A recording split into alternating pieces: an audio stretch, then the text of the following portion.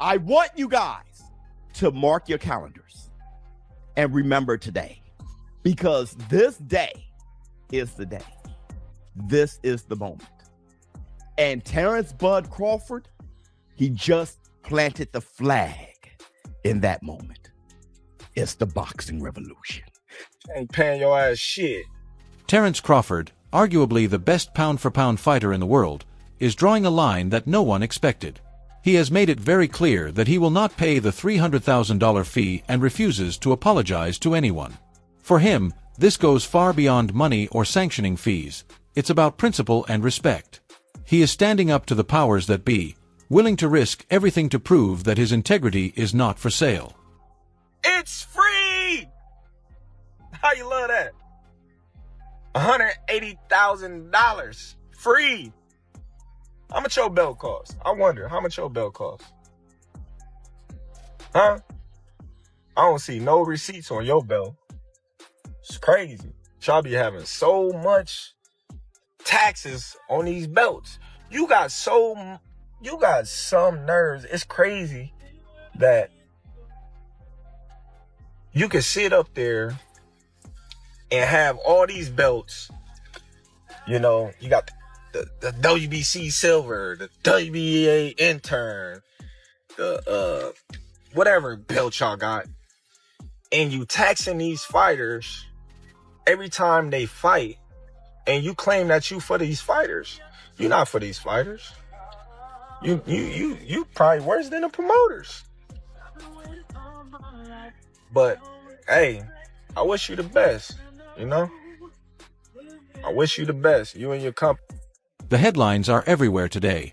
Terence Crawford has officially been stripped of his WBC super middleweight title. But this isn't just a simple paperwork issue or a missed deadline, it's a full-scale rebellion. Crawford didn't just lose the belt, he returned it defiantly, sharing a viral rant that has revealed the harsh, greedy side of boxing politics. Mauricio, I appreciate you. I appreciate you. Because everybody in the world know you was going for Canelo. You was mad that I beat Canelo. It's okay. It happens, you know? But if you a real fan of the sport, you would have, you know, said congratulations instead of having that little smirk on your face, all mad and pouting. But listen though, you should have took the money and you should have been thankful and grateful that I was rocking your belt around as your champion. As your champion, the WBC champion. The undisputed champion at that.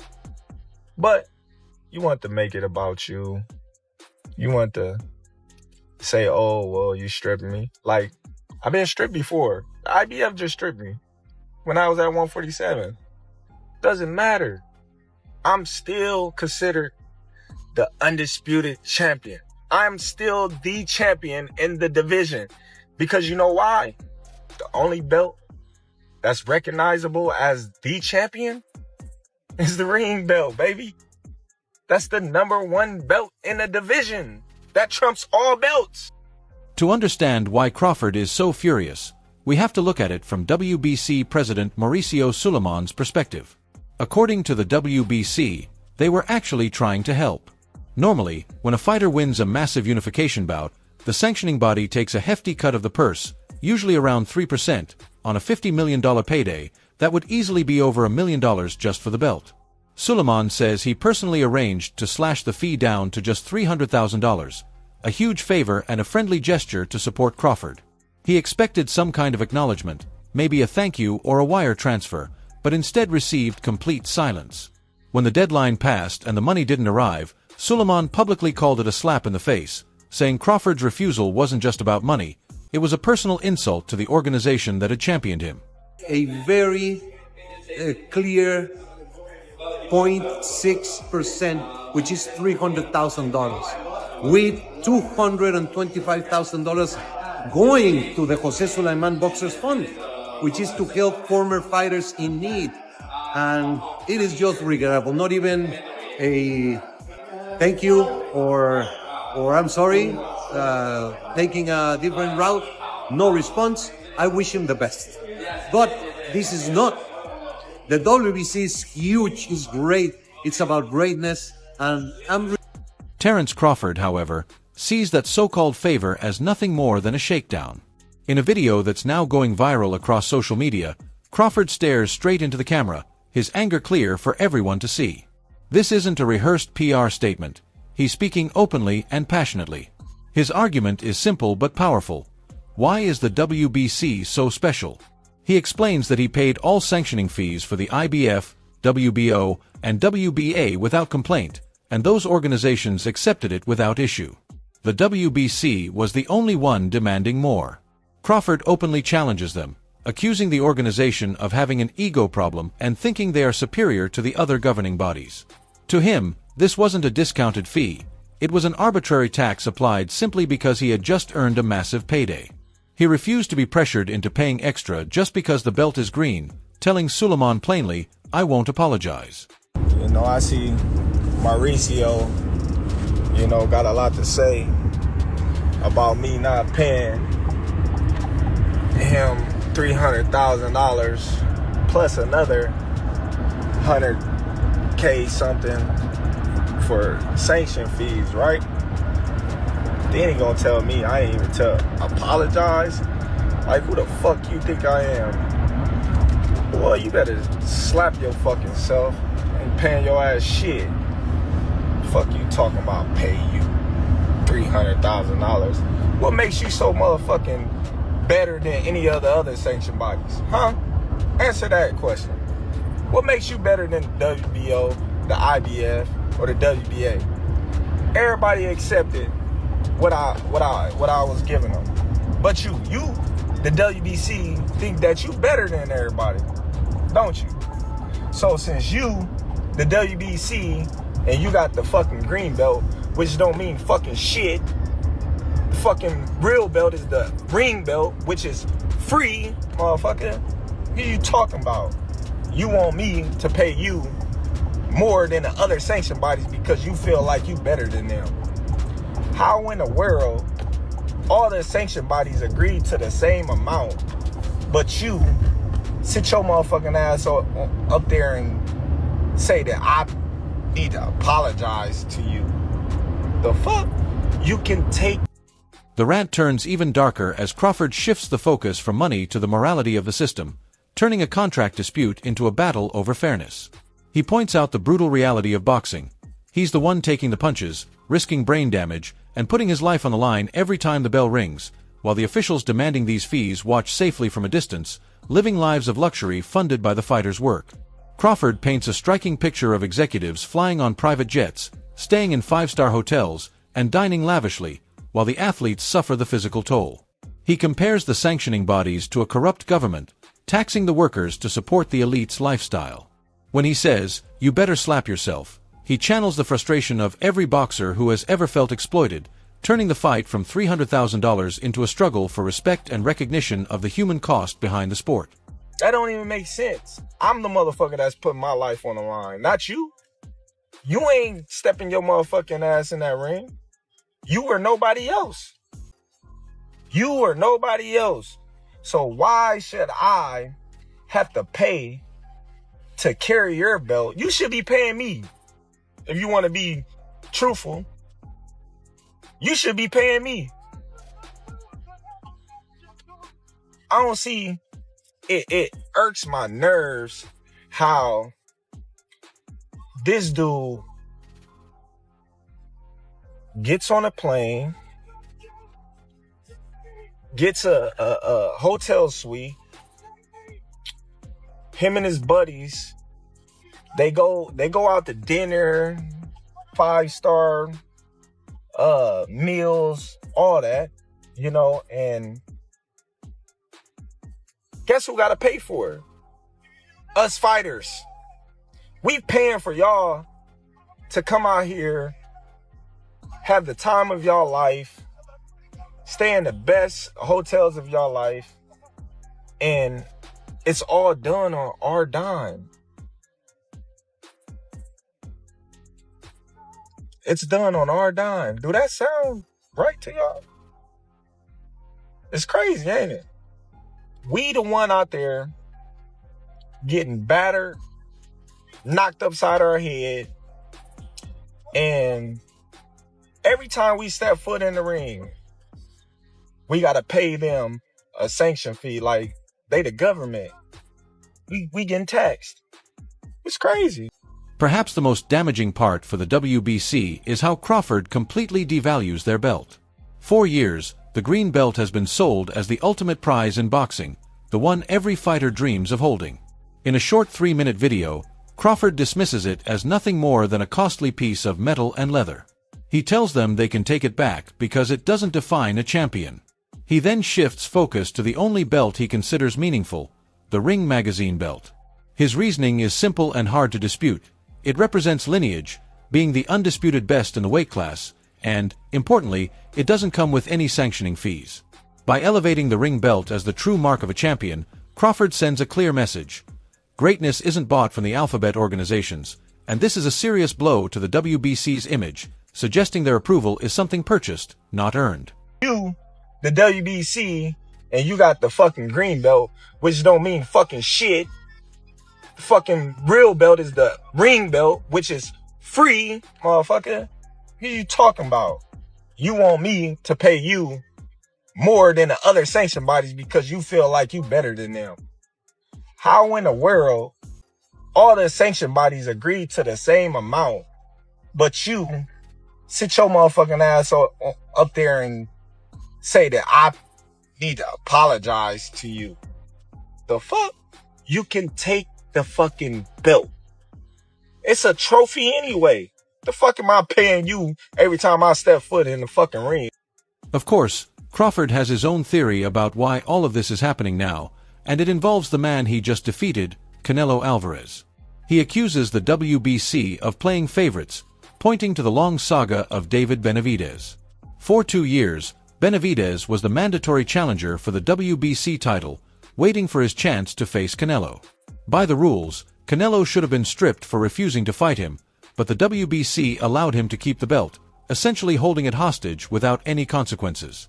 Since Canelo is no longer a belt holder coming into his next fight, a fight that's still expected to make a lot of money due to Canelo's popularity and ongoing contract with Riyadh Season, this means that for the first time in 7 years, not a single sanctioning body will benefit from Canelo's earnings. So the sooner Canelo becomes champion again, the better for them. But for the time being, they'll have to rely on Terence Crawford as their sanctioning fee provider. These sanctioning bodies make a lot of money from Canelo being their champion. Like, why did you think there wasn't any pressure coming from them when Benavidez was Canelo's mandatory? It's because if Canelo lost, then they'll have to rely on Benavidez and his $7 million purses. And if they decide to bully and pressure Canelo, and Canelo says, you know what, screw it, and decides to vacate the belt instead, then it's the same thing. They lose the benefit of a Canelo payday.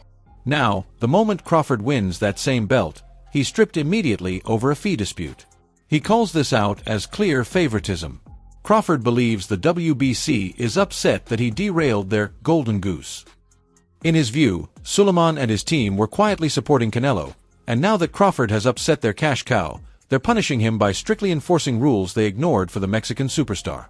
It creates the image of a rigged system, where the rules only apply to fighters the organization doesn't favor.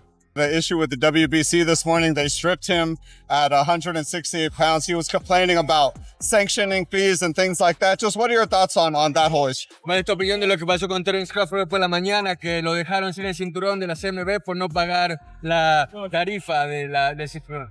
Bueno, es algo que se tiene que cumplir, como el protocolo de antidopaje con BADA, pero bueno, él sabrá por qué no quiso pagar.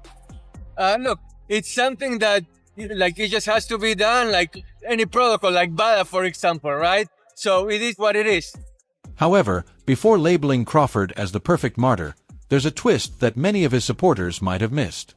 As the fallout sparks debates online, some users on forums like Reddit have highlighted a key detail about the $300,000 fee.